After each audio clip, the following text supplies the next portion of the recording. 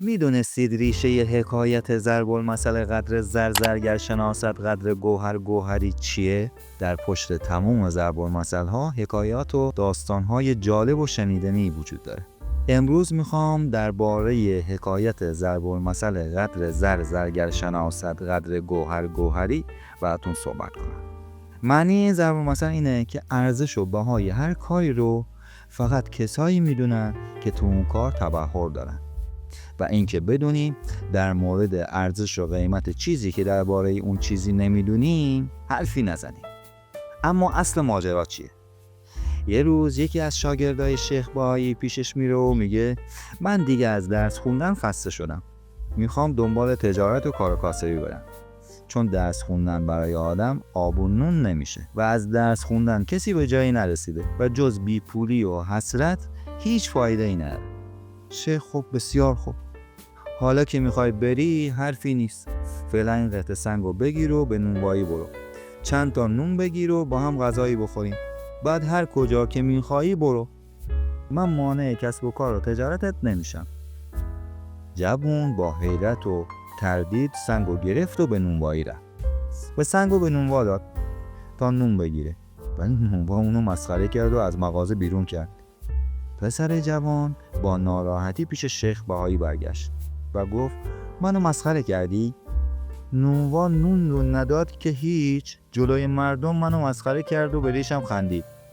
شیخ گفت اشکالی نداره، به بازار علوف فروشا برو، بگو این سنگ خیلی با ارزشه، سعی کن با اون قدری علوفه و کا و جو برای اسبامون بخری.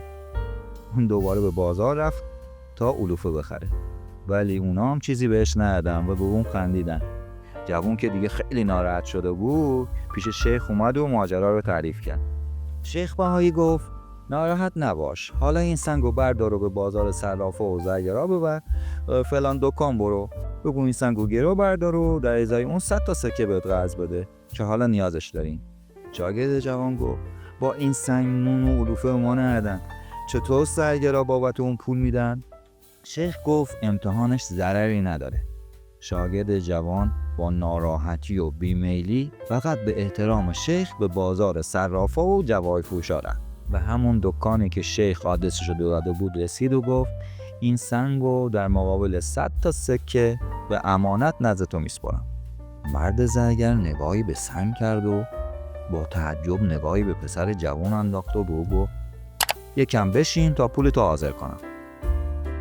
بعدش شاگردشو صدا زد و در گوش اون چیزی گفت. شاگرد از مغازه بیرون رفت و پس از مدتی با 2 تا مأمور به دکان برگشت. مأمورا پسر جوانو گرفتند و میخواستن با خودشون ببرن. اون با تعجب گفت مگه چه کردم؟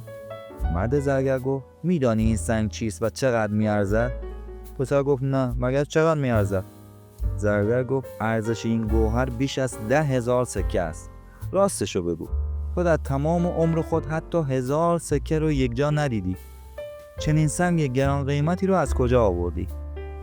پسر جوون که از تعجب زبونش بند اومده بود و فکر نمی‌کرد سنگی رو که نونوا باشه نونم بهش نداده بود اینقدر ارزش داشته باشه، با منمن و لکنت زبان گفت با خدا من دزدی نکردم، من با شیخ بهایی نشسته بودم که اون این سنگو من داد و گفت که برای وام گرفتم به اینجا بیام.